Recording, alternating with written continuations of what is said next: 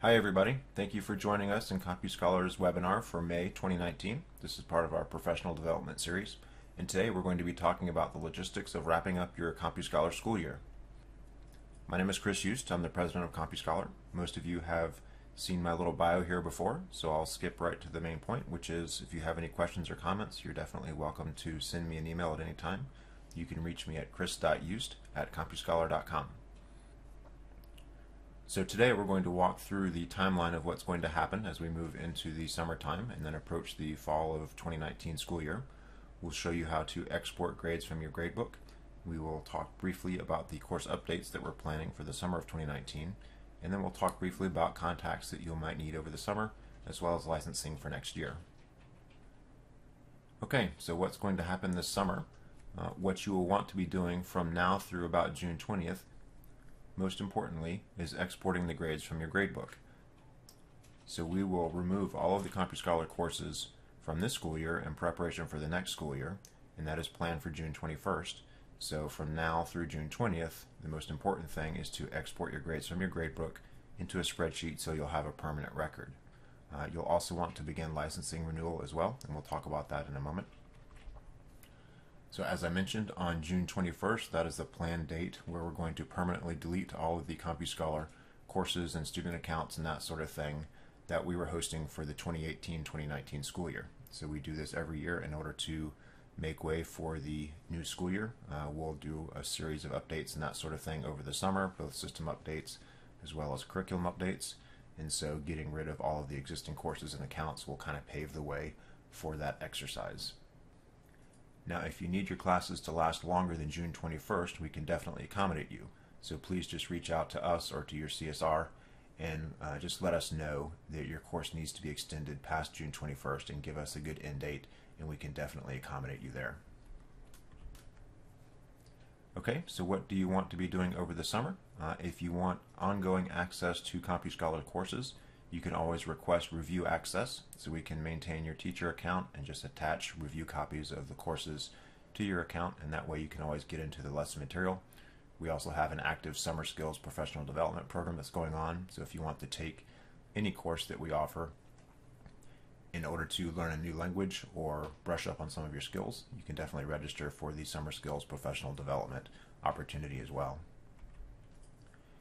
Now, before your first day of class in the upcoming school year, we plan to contact you and figure out what new classes you need for the new school year. So we'll ask you about student numbers and the particular titles that you want, as well as the number of class sections and that sort of thing. So you're probably familiar with the process from this year. We'll do the same thing next year. We'll get a hold of you probably about a couple of weeks before your first day of school and see what we need to do for you. If you want to contact us sooner than that, definitely please do that. Okay, as I mentioned, really your main task here is to export grades from your gradebook. So if you need to save anything for a permanent record prior to the deletion of your courses in that June 21st timeframe, then this is what you want to do. Let's flip over to a web browser and I'll show you how to do that. Okay, I'm logged into our system as a demonstration teacher. We're in a sample Java course, and as a teacher you'll just click on View Gradebook and then the Export tab.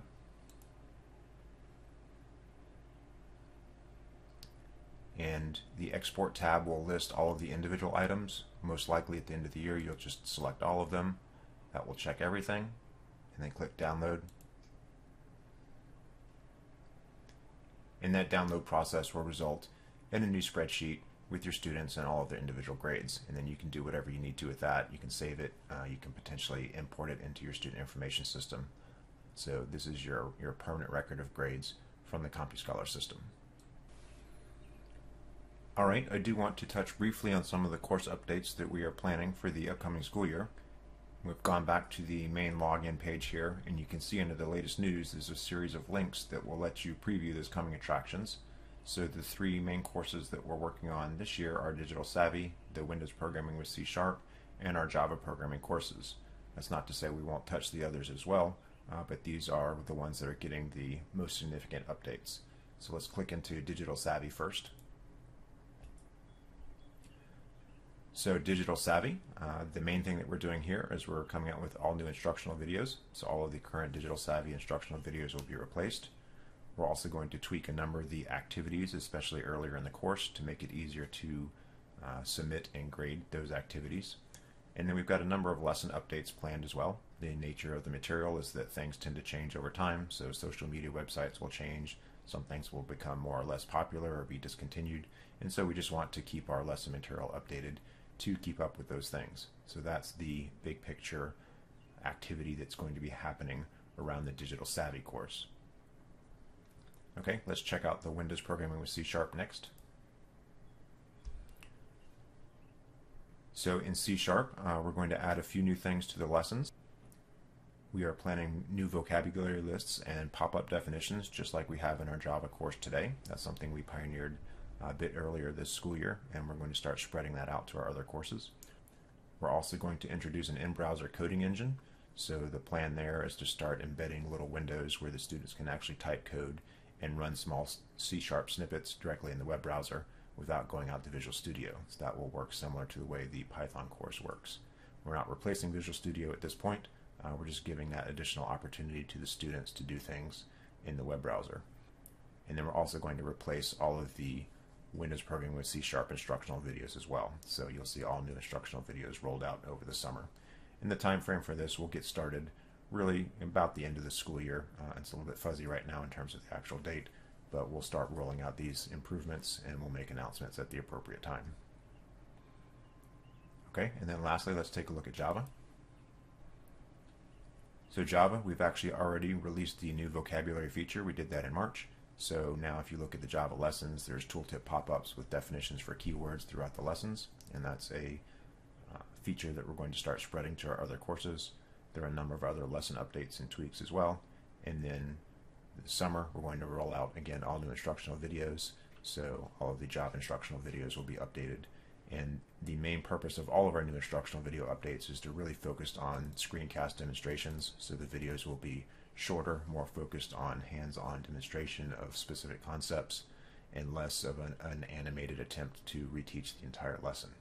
So that's a brief summary of the Java programming course enhancements. Okay, let's talk briefly about summertime contacts and licensing for next year. So if you need help over the summer, we're definitely here for you. We're not taking the summer off, so you can contact your customer service rep. You can also reach out to us through our website or give us a call at our office phone. We're definitely happy to interact with you over the summer, and we can answer questions. We can get you set up with review accounts and all that sort of thing. So licensing, we hope you've certainly had a great experience with CompuScholar this year, and we're looking forward to you rejoining us next year. So if your school or district is on a multi-year license, we do have some of those, then there's nothing that you need to do at this point. Just sit back and relax and look forward to the start of the new school year.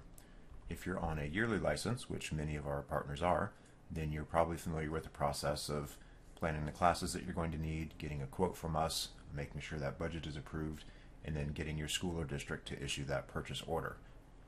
So if you need any help with that process, we can definitely help you out. In particular, where we realize that many schools have funding that's delayed past the start of the school year. So school starts in August. For some reason, the funds always seem to become available in September. We recognize that. We don't want you and your students to be waiting. So go ahead and reach out to us anyhow with the assumption that your funding is going to be there as long as it's approved. And we can go ahead and get you and your classes and your students set up prior to the first day of school, regardless of whether or not the purchase order has been issued or paid at that point. So please don't worry about the timing of the funding. We can accommodate you and work with your district to make sure that everything works smoothly.